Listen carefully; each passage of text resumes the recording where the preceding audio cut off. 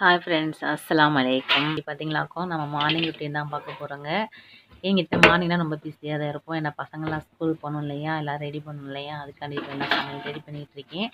இன்றைக்கி பார்த்தீங்கன்னா நான் சாம்பார் சின்ன வெங்காயம் சொல்லுவோம் பார்த்தீங்களா, சின்ன வெங்காயத்தை வச்சு தக்காளி சட்னி வச்சு வாழைப்பூ பொரியல் பண்ணி பசங்களுக்கு ஸ்கூலுக்கு போட போகிறேன். அந்த வேலை தாங்க இப்போ பார்த்துக்கிட்டு இருக்கேன். நான் நைட்டே நான் சின்ன வெங்காயத்துக்கு உரித்து எடுத்து வச்சுட்டேன். ஏன்னா நம்ம காலையிலாம் சின்ன வெங்காயம்லாம் எடுத்து உரித்து நம்மளால அந்த வேலைலாம் பார்க்க முடியாது, ஏன்னா டைம் ஆயிடும். அதனால் நைட்டே நான் சின்ன வெங்காயத்தை உரித்து அப்படி ஃப்ரிட்ஜில் வச்சுருந்தேன். இப்போ எடுத்து வச்சுருக்கேன்.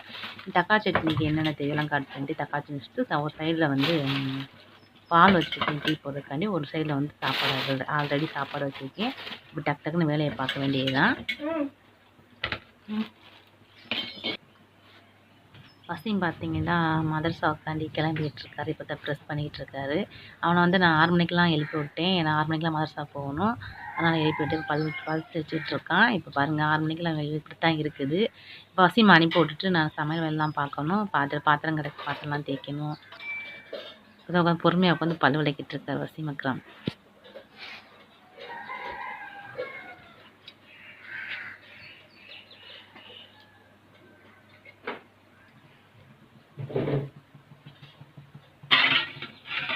இப்போ நான் தக்காளி சட்னிக்கு தேவையான தக்காளி, பச்சை மிளகா எல்லாமே கட் பண்ணி எடுத்து வச்சுருக்கேன். இங்கிட்டு வாழைப்பூ எடுத்து வச்சுருக்கேன். வாழைப்பூ பிடிச்சா கட் பண்ணணும். நான் நைட்டே கட் பண்ணி வச்சலான்னு தான் பார்த்தேன். நைட்டே கட் பண்ணி வச்ச நமக்கு என்ன சொல்கிறது, கருப்பாயிர மாதிரி இருக்கும் வாழைப்பூ. சரி இப்போ நம்ம க்ளீன் பண்ணிட்டு அதை எடுத்து வச்சிடலாம்.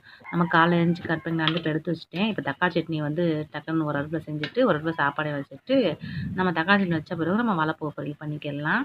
நான் இன்றைக்கி வாழைப்பூ முட்டை போட்டு தான் பொரியல் பண்ண போகிறேன். அது டேஸ்ட் நல்லாயிருக்கும். நான் எப்பவுமே பார்த்தீங்கன்னாக்கும் வாழைப்பூ முருங்கைக்கீரை போட்டு தான் பொரியல் பண்ணுவேன். எனக்கு அதான் ரொம்ப பிடிக்கும். இன்றைக்கி முருங்கைக்கீரை எனக்கு கிடைக்கலையா, அதனால் சரி முட்டை ஊற்றி நம்ம வாழைப்பூ பொரியல் பண்ணி அதை எடுத்து வச்சுருக்கேன். தக்காளி சட்னி வச்சுட்டு நான் நெக்ஸ்ட்டு அந்த வேலையை பார்க்க வேண்டியது தான்.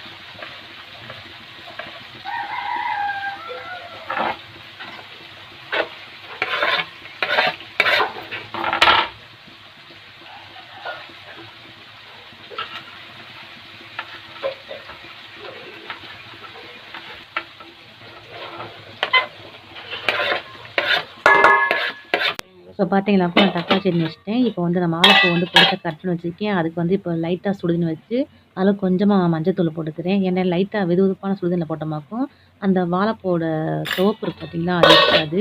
அதனால் லைட்டாக மஞ்சத்தூள் போட்டு கொஞ்சமாக உப்பு போட்டு அதை நான் மிக்ஸ் பண்ணிவிட்டு இந்த வாழைப்பூ போட்டு நான் வடிகட்டிடுவேன். வடிகட்டி வச்சுட்டு தான் நான் பொரியல் பண்ணுவேன். அப்படி பொரியல் பண்ணோமாக்கும் நமக்கு துவப்பு இருக்காது. அதோட பிசு தன்மையெல்லாம் போயிடும்.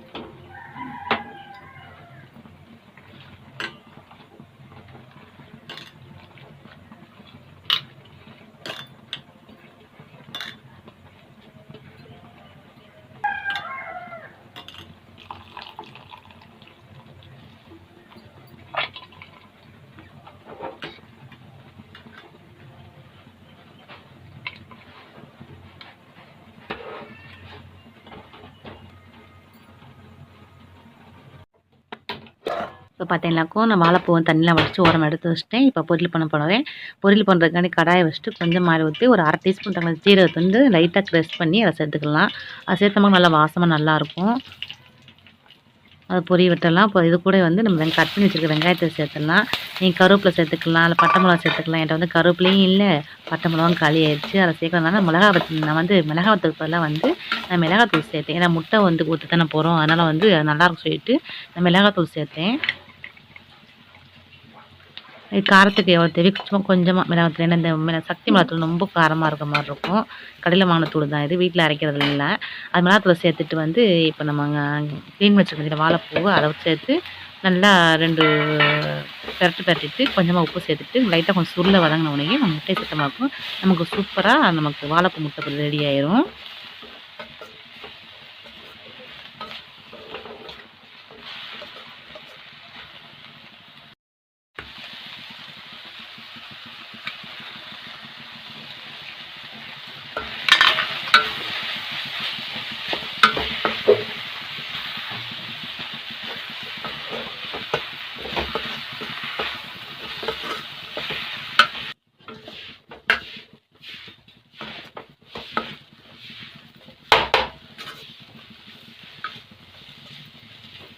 அவ்வளோதாங்க, வாழைப்பூ பொரி ரெடி ஆயிடுச்சு. இப்போ ஓரமாக எடுத்து வச்சுலாம் இப்போ ஸ்டவ் ஆஃப் பண்ணிடலாம். இப்போ பார்த்தீங்கன்னாக்கா நான் வந்து லஞ்சுக்கு வந்து சாப்பாடுலாம் ரெடி பண்ணிவிட்டேன். இப்போ சாப்பிட்றதுக்காண்டி தோசை ஊற்ற போகிறேன். தோசை ஊற்றி கொடுத்துட்டு சாப்பிட சொல்லிவிட்டு அப்படியே ஸ்கூலுக்கு லஞ்ச் பாக்ஸ் கட்டிட்டு பசங்களை அனுப்பி விட்ற வேண்டியதான். நான் வீட்லேயே அரைச்ச மாவு தாங்க. நேற்றே வந்து நான் மாவுலாம் அரைச்சி வச்சுருந்தேன். காலை தோசை ஊற்றிக்கலான்னு. இப்போ அதை தடுத்து நம்ம தோசைக்காண்டி மிக்ஸ் பண்ணிக்கிட்டு கலக்கிட்டு இருக்கேன். இப்போ தோசை ஊற்றி கொடுத்துட்டு பசங்களை ஸ்கூலுக்கு அனுப்பிடலாம்.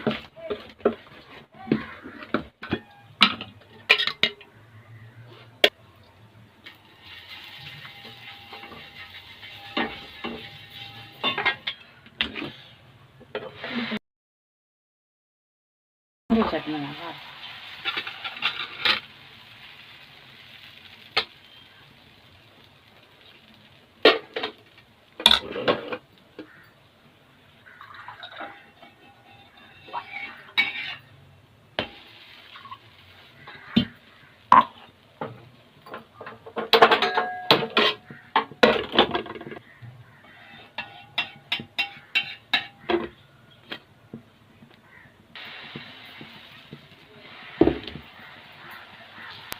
அவ்வளோதாங்க, பசங்களுக்கு தோசை ஊற்றி கொடுத்தாச்சு. தோசை ஊற்றி கொடுத்துட்டு நான் டீ போட்டு குடிக்க போகிறேன்.